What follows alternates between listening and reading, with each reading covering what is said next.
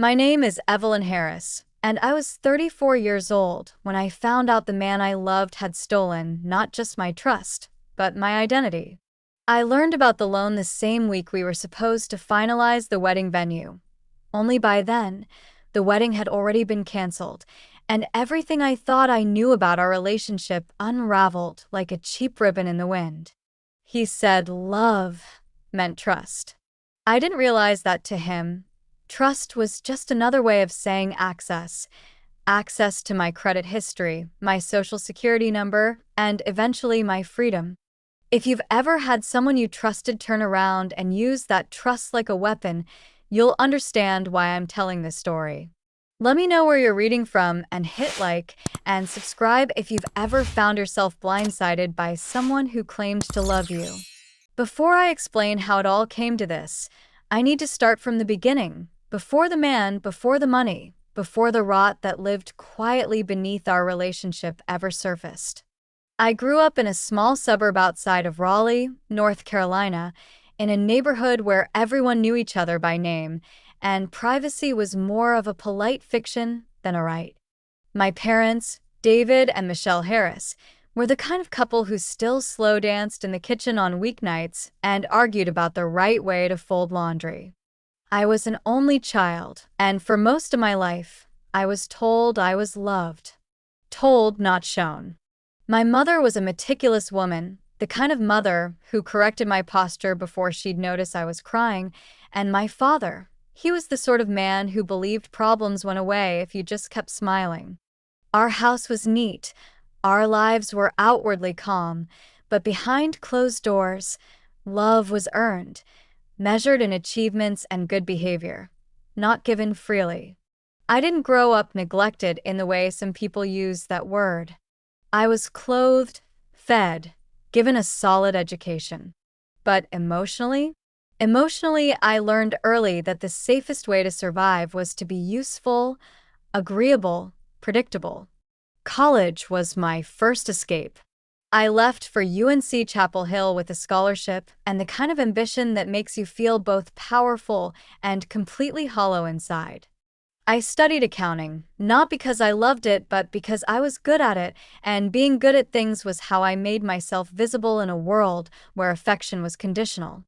I didn't party much. I didn't date much, either. I kept my head down, graduated early, and had a job at a mid-sized firm by the time I was 23. My colleagues called me efficient, dependable, the glue of every project. What they didn't know was that I only knew how to survive by being needed. I wasn't proud of how invisible I let myself become, but it felt safer than disappointing anyone. I lived in a tidy one-bedroom apartment, paid my bills on time, and hosted my parents for dinner every other Sunday like clockwork. By the time I turned 30, I had a 780 credit score, a 401k I barely looked at, and a loneliness I couldn't quite name but carried everywhere like a locked purse. I met Colin Langford at a fundraiser for a local animal rescue organization. He was a friend of a friend, the kind of man who walked into a room like he belonged there and made you feel like maybe you did too. He was warm, charming, 5 years older than me, and made a living as an independent contractor in the home renovation space. He complimented my blouse within 5 minutes of meeting me, and by the end of the night, he had asked for my number in a way that felt refreshingly direct but not pushy. It had been so long since anyone looked at me like that, like I wasn't just functional but fascinating, that I said yes without hesitation. Our first date was a week later. A modest Italian restaurant where he ordered wine for both of us and talked about his work with a kind of passion that made me envious. He spoke like he believed in things, craftsmanship, trust, the value of hard work. Things I told myself I believed in too, even though deep down, I wasn't sure I believed in anything anymore. When the check came, he didn't let me touch it. "I've got you," he said, with a confident grin. And for once, I let someone else carry the weight, even if just for the night. For the next 2 years, Colin and I built a relationship that, on paper, seemed solid. He moved into my apartment after 8 months, claiming his lease was up and the market was bad. He always promised he'd contribute more once his next contract came through, but in the meantime, I didn't mind covering a few bills. I told myself this was what building a life together looked like: mutual support, shared burdens. He was attentive in ways I wasn't used to. He noticed when I was tired, made coffee before I got up, ran errands without being asked. He remembered little things: how I liked my eggs, the name of the woman in payroll who always gave me grief. I mistook all of that for intimacy. I didn't see, or maybe didn't want to see, the way he steered conversations away from his finances, the way his phone always seemed to be face down, the growing number of excuses about delayed payments and bounce checks. He was charismatic in a way that made you question your own judgment. Whenever I gently brought up money, he'd pull me in for a kiss and say, "Don't you trust me?" And I did. Or I wanted to. The proposal came on my birthday. We were in Charleston for the weekend, my idea, but he'd handled the booking. He took me to dinner at a rooftop restaurant overlooking the harbor, and just as the sun dipped below the waterline, he pulled out a modest, vintage ring and asked me to marry him. I said yes through tears, not because I was overwhelmed with joy, but because for the first time in a very long time, someone had chosen me. I called my parents from the hotel room that night. My mother said, "Well, it's about time," and my father chuckled in the background. That was the extent of their reaction. No questions about Colin, no warmth, just a checkbox ticked off. I tried not to let it bother me. After all, I wasn't marrying them. I was marrying the man who held me close at night and whispered, "I've got you always." I believed him. I didn't know then that the ring had been financed. I didn't know that the hotel we stayed at charged my card after his was declined. I didn't realize the man I was building a future with was already using my name in ways I hadn't approved, that he'd applied for an online line of credit under my social security number to help cover some renovations on a rental property that never existed. All I knew then was that I was engaged, and for the first time, I felt like I was on the path I'd worked so hard for: marriage, a shared life, stability. I had no idea how close I was to losing everything. And still, I smiled through the engagement photo shoot. I sent save the dates. I helped him build a business website. I did all the things a supportive partner is supposed to do, unaware that the entire time, the ground beneath me was rotting. I told myself the red flags were just stress, temporary, growing pains. But deep down, I think part of me already knew something wasn't right. I just didn't want to believe it. I'd spent my whole life being careful, and still, I ended up with a man who treated my trust like currency. And he spent it quietly, completely, and without my permission. I'll never forget the email from the bank. It was marked urgent in all caps, and I opened it while waiting in line at the DMV to update my driver's license after our move. It said there had been suspicious activity tied to a loan application in my name. My first thought was that it had to be a mistake. The second was fear, deep, stomach-clenching fear that something was very, very wrong. What I didn't know then was that this email would be the first pull on a thread that would unravel everything. And that was before the wedding was even canceled. In the days after I got that email from the bank, I did what I always did when I felt uncertain. I told myself to wait, to gather more information, to not jump to conclusions. That was a skill I'd honed over years of being the calm one, the steady one, the one who didn't make a fuss. I forwarded the message to Colin and asked casually, "Hey, do you know anything about this?" I remember the way he barely blinked. He glanced at his phone, chuckled, and said, "Oh, that? Probably just a mix-up. I've used your name for a couple of things before, like when we were getting those tools delivered, remember? I think I put you down because the supplier needed someone with a credit history. You've got a great score, babe." I stood there holding my coffee, nodding like that explanation made perfect sense, even though something inside me quietly recoiled. That moment should have been louder in my memory. It should have been a siren. But when you love someone, when you've built your identity around being the kind of person who believes in other people, you start to confuse silence with safety. And Colin had always been good at knowing how much truth to leave out. He was affectionate, supportive, funny at parties. My friends liked him. My boss even commented once that I seemed happier since meeting him. Just wait until you meet Colin, I used to tell people. He's one of the good ones. I didn't realize I was selling him not just to them, but to myself. Every time I excused something, I had to believe the performance too. It was easier than facing the possibility that I had wrapped my future around a man who saw me more as a tool than a partner. We started planning the wedding that fall. I had never been one of those women who dreamed about lace and flower arrangements, but I found myself scrolling Pinterest at night like a teenager.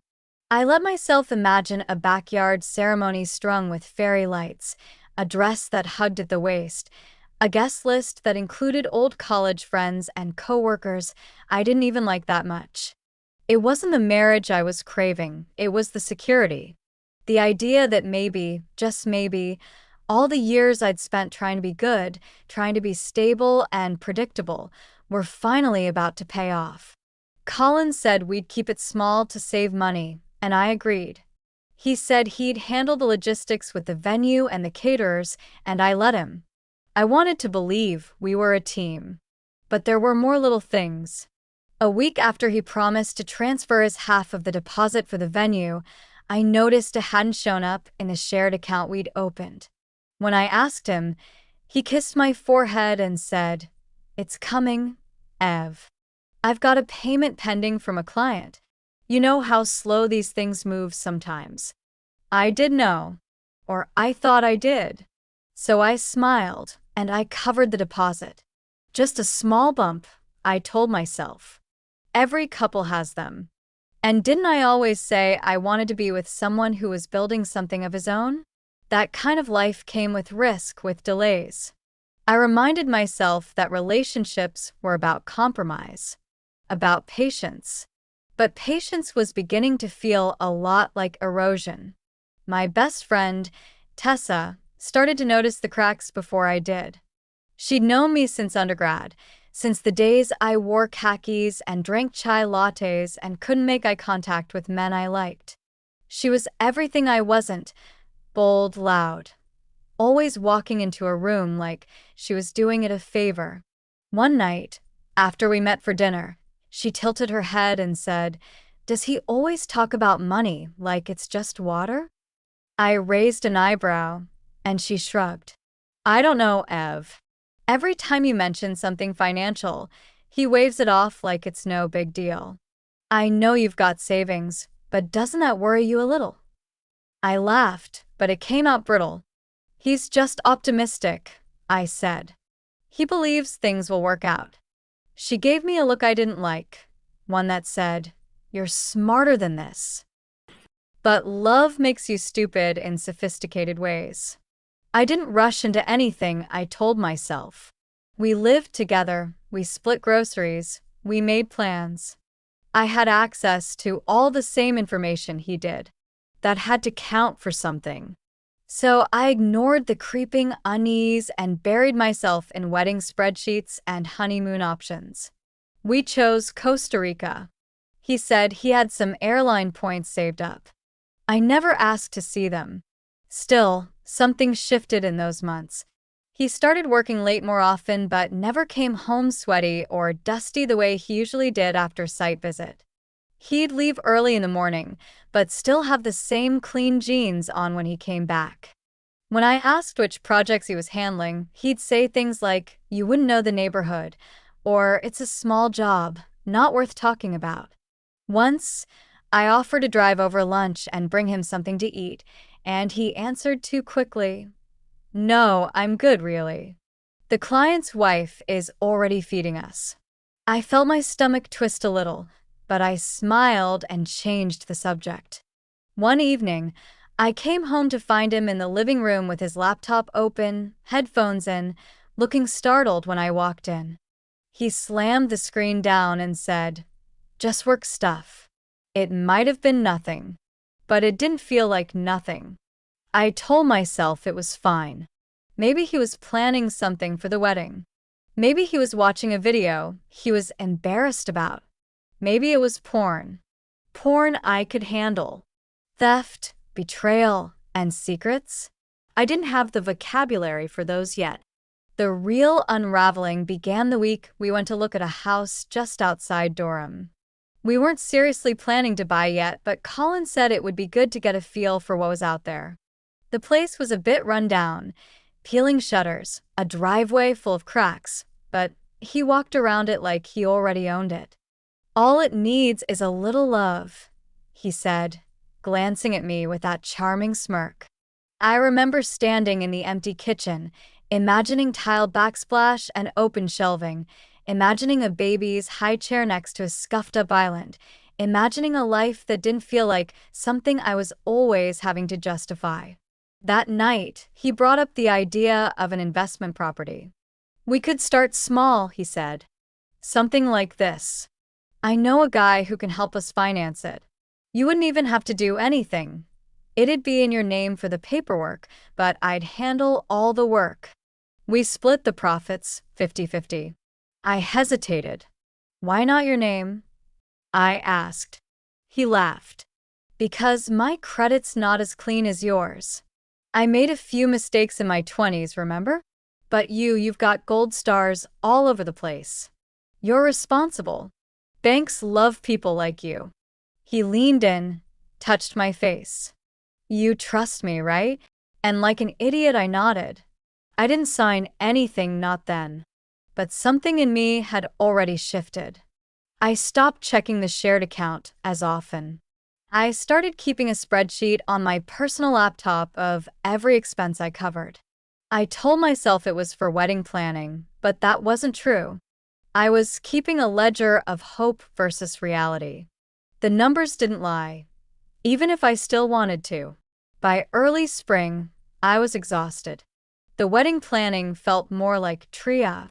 Every time I tried to get a firm commitment from Colin about money, he'd pivot. "You always talk like this is a business deal," he said once, irritated. "What happened to us being a team?" I wanted to scream. It is a business deal when I'm the one fronting everything. But I didn't. I just apologized and made dinner. I told myself things would settle down after the wedding. I was always pushing the timeline forward. It'll be better once we're married. Once he lands that next job. Once we move. But peace never came. Only delays. And then silence. One night, about a month before the wedding date we'd penciled in, I came home to find the apartment dark. His shoes were gone. His tools. The spare keys. There was a note on the counter, just a folded sheet of printer paper that said, "I need space. Don't make this harder than it has to be." No explanation. No apology. Just vanishing. Like he'd evaporated from the life we'd built. It took me 3 days to realize he wasn't coming back. It took me a week to cancel the venue. It took me 2 weeks to discover that a loan had been taken out in my name, $24,000 line of credit that had already been partially drawn. And it took me a month to realize that love hadn't made me blind. It had just made me useful. After Colin disappeared, I didn't know whether I was more heartbroken or humiliated. My first instinct wasn't even to be angry, it was to protect him. I thought maybe he'd had a breakdown, that something had scared him, that maybe the pressure of the wedding had overwhelmed him. I actually worried that something had happened to him. I spent hours driving past the job sites he used to mention, calling mutual friends who suddenly seemed vague and uncomfortable. No one knew where he was. Or maybe they did, and just didn't want to tell me. At work, I smiled through clenched teeth, told everyone the wedding was postponed, and buried myself in tax season deadlines. But the quiet nights in that apartment, our apartment, became unbearable. His toothbrush was gone, his boots were missing, but I could still smell his cologne on the closet hangers. I left it there for longer than I should have, as if letting it fade would mean he was really, truly gone. The email from the bank kept haunting me. I hadn't followed up on it, not seriously. I was too busy trying to keep myself from falling apart. But once the silence settled and the sympathy texts stopped coming, I opened my laptop one night and logged in to my personal credit account. I didn't even know what I was looking for. Maybe reassurance. Maybe proof that I was being dramatic. But what I saw made my hands go cold. There, listed in neat, sterile rows, was a personal loan account I had never applied for, originated 6 weeks earlier, approved with my social security number, using an email address that looked almost like mine but had a single character off. The lender wasn't one I recognized, but the debt was real. $24,000 already $7,000 drawn, and all of it under my name. My stomach turned. I sat there staring at the screen, willing the numbers to rearrange themselves. They didn't. I thought maybe it was identity theft. That's what I told myself. Maybe someone hacked my information. Maybe it had nothing to do with Colin. But denial has a short shelf life. I dug deeper, clicking through statements, checking mailing addresses and contact information. And then I saw it, a phone number listed under the application. It wasn't mine, but I knew it. I dialed it 100 times. It was Colin's. That was the moment everything inside me hardened. I wasn't heartbroken anymore. I was furious. I didn't cry. I didn't scream. I opened a spreadsheet and began documenting everything. Every date, every transaction, every receipt from the last 6 months. I called the lender pretending to verify my own application and asked where the funds had been transferred. A small online bank, one I'd never used. I requested records. I spent hours filing reports with the FTC, the police, and the credit bureau. The detective assigned to my case sounded tired before I'd even finished explaining. Technically, if you were living together and you gave him access to your personal information willingly at any point, it's going to be hard to prove fraud, he said. I could hear him shrugging through the phone. It gets messy with relationships. I've seen worse. Sorry. Worse. That word stuck with me. Worse than being financially violated by someone you loved?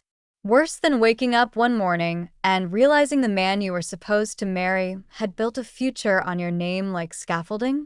Maybe so. But that didn't make this any less real. Or any less cruel. I started calling his friends again, people we'd gone to dinner with, double dates, Sunday brunches. One by one, they ducked my calls or offered hollow versions of I haven't seen him either. But one, a guy named Travis I'd only met twice, finally cracked. Look, Evelyn, he told us you knew, he said, his voice cautious. About the loan. That it was a joint thing. He said you'd agreed to help him get back on his feet until the business stabilized. He made it sound like it was all part of the plan. My throat went dry. Did he tell you he left me? There was a pause. He said you called it off. That you freaked out and kicked him out. I wanted to laugh. I wanted to punch something. But mostly I just felt small. In that moment, I realized I wasn't just dealing with a betrayal. I was dealing with a story. One he'd already told. One where I was the unreasonable fiancé, the unstable partner who panicked when things got tough. He was spinning the narrative, planting seeds of doubt, so by the time I told the truth, it would sound like damage control. It was brilliant in the most revolting way. And it worked because no one was calling to ask me what had happened. They'd already heard his version. What terrified me wasn't just that he'd done it. It was how smoothly he'd executed it. How easy it must have been for him to lie, with that same warm voice he used to tell me he loved me. How methodically he had worn down my instincts until I stopped questioning red flags because they were coming from someone who held my hand and kissed my forehead and said he'd always protect me. I wasn't just angry. I was ashamed. Ashamed that I, a woman who managed multimillion-dollar accounts at work, had been conned in my own home. Ashamed that I had defended him to Tessa, to my parents, to myself. When I finally told my mother what had happened, she barely reacted. "I always thought he was too slick," she said, as if that were comfort. My father added, "Next time, maybe don't combine your finances before marriage." I wanted to scream. Next time? There wasn't going to be a next time. I wasn't looking for advice. I was looking for someone to say, "You didn't deserve this." But no one did. Not really. Tessa came closest. She brought over wine and takeout and sat beside me on the couch while I sobbed. "You are trying to build a life," she said. He was trying to borrow one. Her words stuck to me. I started writing them on post-it notes and sticking them to my bathroom mirror. You were trying to build a life. He was trying to borrow one. I repeated them like scripture when I felt the weight of the debt on my chest, when the bank froze my checking account for a transaction I hadn't made, when the collection agency left a message asking for payment and used a tone like I was the criminal. I didn't know where he was, but I wanted to find him. It wasn't about revenge, at least not entirely. It was about truth. About having the chance to look him in the eye and ask one question: was any of it ever real? I tracked down his mother's address from an old Christmas card he'd forgotten to throw away. She lived 2 towns over. I drove there on a gray Saturday morning and parked across the street. I didn't even know what I was planning to do. Just see if he was there? Confront her? Demand answers? A woman opened the door after I rang. She was shorter than I remembered, hair pulled into a no-nonsense ponytail. She blinked at me like she almost recognized me, but not quite. "I'm Evelyn," I said. "Colin's fiancé." Her face changed. Subtle. Guarded. "Ex-fiancé," she said gently. I nodded. She sighed and stepped outside, closing the door behind her. "I don't know where he is," she said. "And if I did, I probably wouldn't tell you." I blinked, stunned. "He took out a loan in my name. He vanished. Don't you care what he's done?" She crossed her arms. "Do you think this is the first time?" she said. "He's done things like this before. To other people. He's charming, but he's a user. I warned him not to drag you into it." Her words hit like a slap. "You knew?" She nodded, not proudly. "I told him to stop. I told him not to touch you. You seemed decent.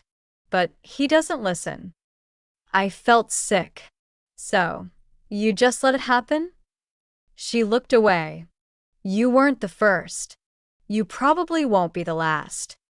That was the moment my heartbreak died. Not gently. Not quietly. It shattered into something else, something hard and electric. He hadn't made a mistake. He'd made a habit. I was just the next chapter in a long story of people who had believed him, people who had trusted, people he had used like stepping stones. I got back into my car, hands trembling. I didn't cry. I didn't scream. I pulled out my phone and opened the email I had drafted to the police but never sent. This time, I sent it. I attached the screenshots, the spreadsheets, the phone records. I named names. I wasn't waiting anymore. I wasn't protecting anyone. If he thought he could vanish, he hadn't met this version of me. The one he built with his lies. The one who was done being quiet. I didn't expect the investigator from the credit fraud division to call me back so quickly, and I definitely didn't expect her to sound invested. Her name was Erica Morris, and her tone was calm but clipped, the kind of no-nonsense professionalism that made me feel like maybe, just maybe, someone was finally taking me seriously. After I sent in the evidence packet, she called within 48 hours. "I've seen a lot of relationship-based fraud," she said, "but you kept good records. That makes this different." Hearing someone say that aloud, "You kept good records," felt strangely affirming. All those nights I sat up documenting every transaction, every red flag I ignored, every phone number and partial address. They weren't just rituals of control. They were proof. And finally, someone was willing to see what I had been too scared to see for far too long. Colin hadn't panicked. He hadn't spiraled. He'd planned this. The next steps came in pieces. I filed an affidavit formally, declaring that the loan was obtained without my knowledge or consent. I provided copies of my signature next to the forged ones he had submitted on the application. Erica requested phone records, emails, anything that could link the loan to him, specifically. And I had them. Months of texts where he mentioned that project and needing startup capital, voice memos with offhand remarks like, "When this flips, we'll be golden, baby." At the time, they sounded like hopeful ramblings. In hindsight, they were breadcrumbs, scattered carelessly. I gathered each one and handed them over. Still, the emotional cost was harder to quantify. There's no form to file for a future that never happened. No hotline to call when you realize every pillow talk conversation you held sacred was just scaffolding for someone else's scheme. I would wake in the middle of the night and reach across the bed, not because I missed him. God, no. But because my body hadn't caught up with the truth yet. The worst betrayals aren't loud. They're quiet. They stain the routines of your life so completely that even after the person is gone, you feel them in the muscle memory of mourning. A few weeks after I filed everything, I received a message through LinkedIn from a woman I didn't know. Her name was Amber Connolly, and her profile picture showed her sitting in a sunlit office, holding a mug with a golden rim. "Hi Evelyn," the message began. "I hope this isn't intrusive. I believe we may have both been involved with the same man.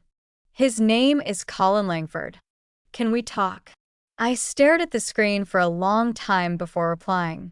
When I finally agreed to speak with her, it was under the condition that we'd meet in public. I chose a quiet cafe near downtown, the kind of place where no one asked questions if you lingered too long over one cup of coffee. Amber was already there when I arrived. She stood up when she saw me, her expression uncertain, but not unfriendly. "I'm sorry," she said before I even sat down. I didn't know who else to contact. As it turned out, she and Colin had dated a few years earlier. Her story was disturbingly familiar. They met through mutual friends. He charmed her quickly, moved in within months, promised to build something together. He borrowed money for a business opportunity, then vanished. She hadn't filed charges. She'd been too embarrassed, and the financial loss, while painful, wasn't as extensive as mine. "But I knew," she said, her voice tight with regret. "I knew when I saw your engagement photos on social media that it was going to happen again." My blood ran cold. "You saw them? Why didn't you warn me?"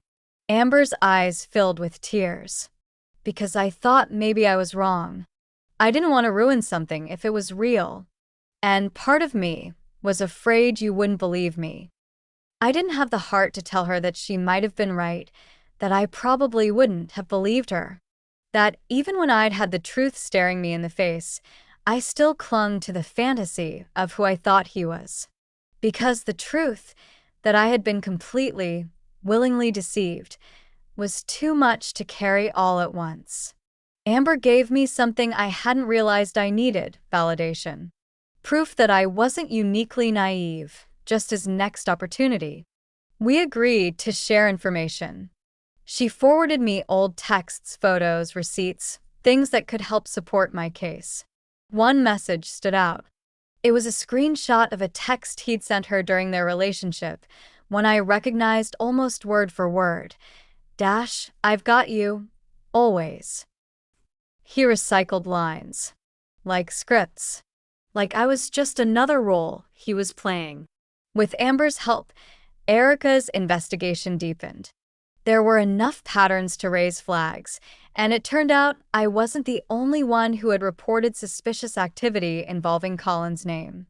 Another report had come in from a hardware supplier who claimed Colin had opened an account under a fake business name and never paid the invoice. He was building a paper trail of fraud, and I wasn't his first stop or his last.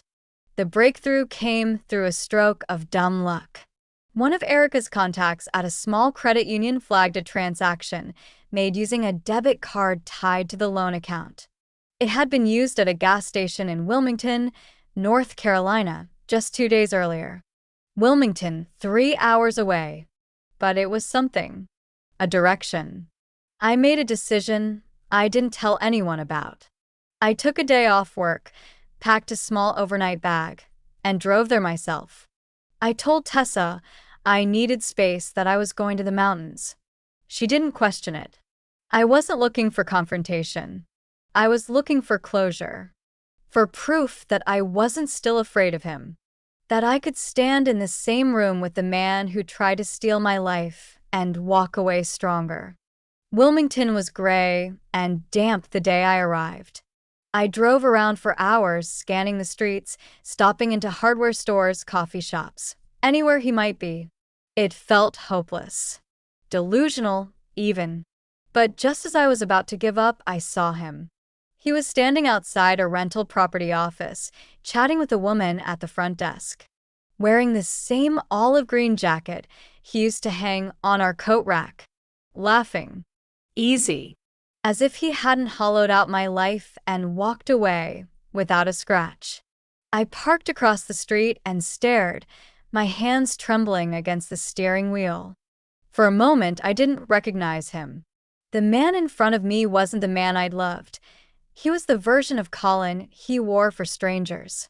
Polished. Relaxed. Unburdened. I didn't go inside. I sat there and stared until he looked up and saw me. His face changed. Not immediately, but something flickered. Recognition. Then discomfort. And then, just like that, he smiled. A thin, performative smile. He walked out the door and started toward my car, his hands in his pockets, like we were old friends. "Well," he said, stopping just shy of my window. "Long time, huh?" I stepped out of the car slowly. My voice was even. "You stole from me." He shrugged, like it was a parking ticket. "You helped me. Don't rewrite it now." I took a step closer. "I didn't consent. I never agreed to a loan. You forged my signature, Colin." His eyes narrowed. "You're really doing this? Going full victim?" Something inside me snapped. "No, I'm going full witness. You committed fraud. You left me with debt. You lied to everyone. I have a case against you, and I'm not stopping." He smirked, but his eyes shifted nervously. "You can't prove anything." "I already have," I said. "You're not just a mistake I made. You're a crime I reported." He tried to speak again, but I didn't let him. I got back in my car, locked the doors, and drove away without looking back. My hands were shaking, but my chest felt lighter than it had in months. I didn't need to win that moment. I just needed to own it, to reclaim a piece of myself. By the time I got home, there was already an update in my email inbox. The fraud investigation had formally escalated. The lender had flagged the loan. The account was frozen pending legal proceedings. It would take time, but I was no longer alone in this. The machine was finally grinding into motion. And Colin, for once, had nowhere left to hide.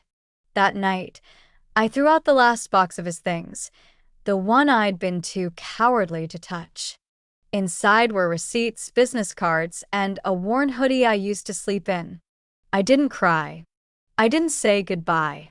I opened my balcony door, lit a match, and watched it all burn in a metal bin, the flames rising as the last remnants of who I thought he was curled into smoke. He used my name to build his lie. Now I was using mine to burn it down. The next few weeks unfolded in a haze of paperwork, court dates, and quiet fury. I found myself living in a liminal state between survival and revenge. Not the kind of revenge people imagine when they picture scorched earth vindication, but the slow, methodical kind. I wasn't slashing tires or sending cryptic emails. I was showing up to every legal appointment with a folder full of documentation, every timeline crisp, every signature compared, every discrepancy highlighted. I became the kind of woman who double-checked the locks, memorized bank routing numbers, and slept with her phone under her pillow. Not because I was scared, but because I was ready. Colin didn't contact me after Wilmington. No apology, no half-baked explanation, no attempt to manipulate me back into his orbit. It was like he knew the clock had finally run out on whatever spell he'd been casting for years. And that silence, strangely enough, was what hurt the most. Because it proved that everything had been transactional to him. I wasn't a person. I was a phase. A bridge. A tool. And now that I had broken my usefulness, I wasn't even worth his attention. The criminal case moved slowly, as they always do. Erica kept me updated, sometimes by email, sometimes by phone. She was sharp and efficient, but not cold, one of the rare women who managed to navigate the system with both competence and compassion. "We've submitted everything to the local DA," she said during one call, "and they're pursuing charges for wire fraud, identity theft, and forgery. You'll likely be called to testify." I nodded even though she couldn't see me. "Good," I said. "I want to look him in the eyes when he hears the verdict." It felt surreal, hearing those words applied to my life. Identity theft dash, fraud dash, testify. I kept waiting to feel like the kind of woman this sort of thing happens to, but I never did. I still felt like Evelyn Harris, the predictable woman who packed her lunch every day and always answered emails within 24 hours. And maybe that's the most dangerous part of what Colin did. Not that he emptied my bank account, but that he cracked the shell of who I believed myself to be. He forced me to see that stability doesn't protect you from chaos. Sometimes it attracts it. I told my employer everything. I didn't want to, but I had to. My credit score had taken a hit, and I couldn't risk them hearing about it through a background check or a gossip chain. I sat in my manager's office and laid it all out, my hands folded tightly in my lap. To my surprise, she didn't blink. "You've always been reliable," she said, "and this doesn't change that. Take whatever time you need." It was the first time in months I cried out of relief instead of grief. Tessa, for all her bluntness, became my rock. She started coming over on Sunday nights, the day that used to be for family dinners with my parents. We'd eat Chinese takeout, drink cheap wine, and rewatch old crime documentaries like we were studying them for clues. "You could have gone into law enforcement," she joked once. "Honestly, Ev, I've never seen you so focused." I smiled into my wine glass. "I don't think it's focus," I said. "I think it's fury, finally having somewhere to go." Colin's arrest came 3 months after our encounter in Wilmington. It didn't make the news, too small of a case, too common of a crime, but it made its way through our social circle. I started getting texts from people who had ghosted me after the wedding was canceled. Half-hearted apologies, feigned shock, some even pretending they'd always had a bad feeling about him. I ignored most of them. I didn't have the energy to hand out forgiveness to people who only showed up when the smoke cleared. My life was not a crime podcast they could listen to in retrospect. The arraignment was uneventful. He appeared over video call, wearing the same bland expression he'd worn when he told me I was overreacting about the loan. His lawyer requested bail. The judge denied it. And that, finally, felt like something, accountability, however small. My testimony was scheduled for early the following month. I prepped with Erica and the DA's assistant. They went over every detail, every document, every possible question. And through it all, I sat there in a blazer I'd bought just for the hearing, feeling less like a victim and more like a witness. Not just to what he had done, but to who I had become because of it. The day I stood in court and testified, I didn't shake. I didn't cry. I told the truth. I explained how he moved in, how he slowly embedded himself into every corner of my life, how he used love as leverage, trust as a cover. I detailed the forged documents, the financial records, the moment I found out I wasn't just heartbroken, I was violated. Colin didn't meet my eyes during the testimony. Not once. He looked down at his notes, scratched his jaw, fiddled with his pen. But I watched him the entire time. And when I finished, I didn't look back as I walked out. The sentencing didn't come right away. These things take time. And I'd accepted by then that resolution wasn't going to be a moment. It was going to be a process. The court could deliver justice, but it couldn't restore what he took. That was on me. I started rebuilding in small ways. I changed apartments, moved out of the one we had shared into a sunny two-bedroom in a quieter neighborhood. I bought a new mattress, new dishes, new coffee mugs with funny phrases printed on the sides. I kept the ones that made me laugh out loud at the store shelf. I'm not bossy. I just have better ideas. That one made me snort in the aisle. It reminded me of Tessa. She loved it. I hired a credit repair consultant and started working through the damage one bureau at a time. It was slow, frustrating work, but it gave me a sense of control. Every point gained on my score felt like another inch of distance from him. I joined a support group for financial abuse survivors. I didn't say much during the first few sessions, but just sitting in a room with women who had been through versions of the same horror made me feel less alone.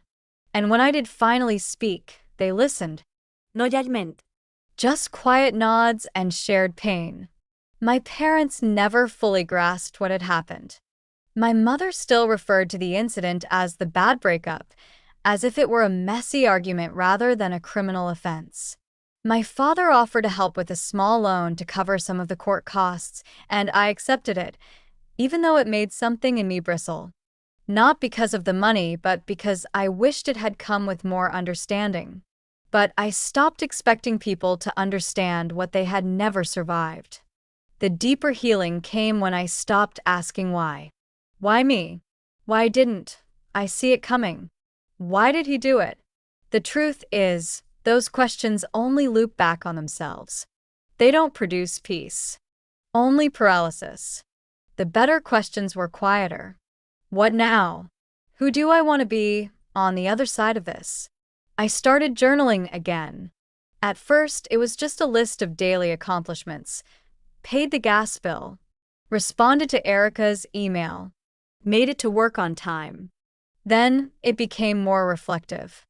I missed the version of myself who still believed in people without flinching. I wrote that one night, and it stayed with me for days. Because that version of me is gone. And maybe she needed to be. I don't say that with bitterness anymore. I say it with clarity. Colin didn't break me. He exposed what was already fractured. The part of me that believed being useful made me safe, that love was about sacrifice, that silence was strength. He didn't create those wounds. He exploited them. And once I stopped protecting him, I could finally start protecting myself. There are still bad days. Days when a bank letter sends my stomach into knots. Days when I hear a voice that sounds like his on the street and my heart stutters. But those moments are fewer now. Quieter. And they don't own me the way they used to. I don't know where he'll go next. I don't care. What matters is that he can't take anything else from me. Not my name. Not my future. Not one more inch of my soul. And if you've ever loved someone who turned out to be a lie wearing a charming face, then maybe you know exactly what that kind of freedom feels like. The court sentenced Colin Langford to 2 years in state prison and 3 years of supervised release. The moment the sentence was read, I didn't feel triumphant. I didn't cheer. I didn't even breathe for a few seconds. I just sat there in that pale, windowless courtroom, staring at the back of his head as if I could still make sense of the shape of it. But there was no sense to be made. There was only consequence. Finally, he didn't turn around as they led him away. He didn't speak. Not to me, not to the court, not to the judge. Just like when he left my life, silent, selfish, and so very sure that disappearing would make him untouchable. It didn't. I walked out of that courthouse into a warm, late afternoon sun that felt surreal against my skin. Like the world hadn't quite realized it was supposed to change with me. Like I was somehow the only one who'd been rearranged, while everything else stayed the same. I called Tessa from the sidewalk and didn't even wait for hello. "It's over," I said. She didn't ask what I meant. She just said, "I'm coming over. Don't you dare open a bottle without me." We didn't talk about him that night. We didn't toast to justice or spend hours analyzing the verdict. We just ordered greasy pizza and sat on my balcony, our bare feet tucked under us, and let the silence be kind for once. I realized then how rare that had become. Silence that didn't threaten to swallow me whole. Silence that didn't feel like a pause before another blow. That kind of quiet? That's what healing actually sounds like. The official expungement of the fraudulent loan took longer, months, actually, but the lender finally accepted the court's ruling and removed the account from my credit profile. I'd been told it might happen, but I hadn't let myself believe it until the letter arrived in the mail. Dear MS.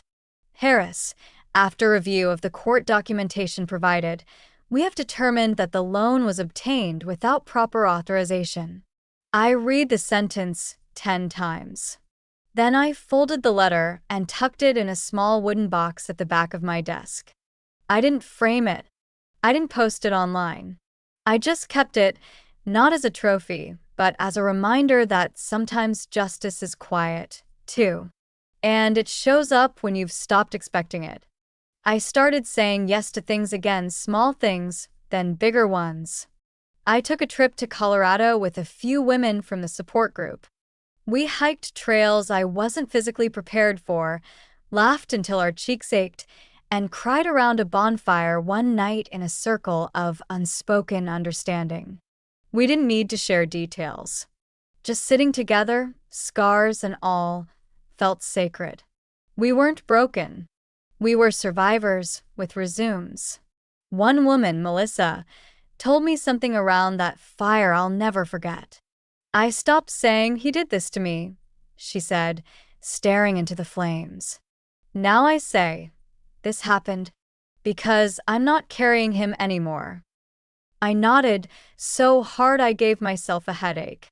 A few months later, I was offered a promotion at work. Senior account director.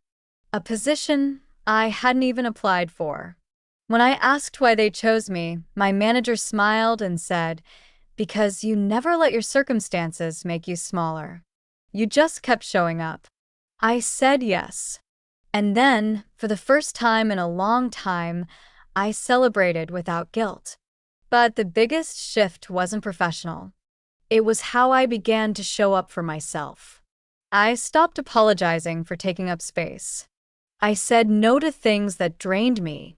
I cut ties with friends who had ghosted me when things got hard and tried to circle back after the fact like nothing happened. I didn't need their late empathy. I needed space to grow without them. I joined a volunteer initiative teaching financial literacy to women recovering from relationship abuse. It wasn't glamorous work, but it was real. And it mattered. I mattered. One afternoon, I stood in front of a small group of women in a community center conference room, whiteboard marker in hand, and said, "Let's talk about red flags in financial partnerships." A few of them laughed. The rest leaned in. I wasn't an expert by degree, but I was an expert by experience. And in that moment, I realized that the most radical thing I had done was not pressing charges or rebuilding my credit. It was reclaiming the narrative. Not as a victim, but as a woman who fought back, brick by brick. I don't date much these days. Not because I'm afraid, though I was for a while, but because I'm finally content with my own company. I take myself out to dinner. I buy my own flowers. I spend Sundays reading on the couch with my feet tucked under a blanket my grandmother crocheted before she passed. And sometimes, when I catch my reflection in the window, I don't see the woman who was lied to or left behind. I see the woman who stayed, with herself, through the chaos, the shame, the betrayal. I see someone I like. Every once in a while, I still get messages about Colin. From women who find me online, from people who knew him years ago. They want to know what happened. Sometimes they want to share what he did to them. I answer when I can. I give them Erica's contact information. I tell them to keep records. But most importantly, I remind them that they're not crazy, that they're not overreacting, that being fooled doesn't make you foolish. It makes you human. And survival? That makes you powerful. I don't forgive Colin. Not yet. Maybe not ever. I'm not interested in platitudes or forced closure. What I care about is what I rebuilt in the aftermath, a selfhood that is no longer for rent, a life that doesn't require permission, a voice I use freely now that no one else is trying to narrate for me. If you've been through something like this, if someone ever tried to wear your trust like armor while stabbing you in the back, I want you to hear me when I say this. You are not broken. You are not to blame. You are not beyond repair.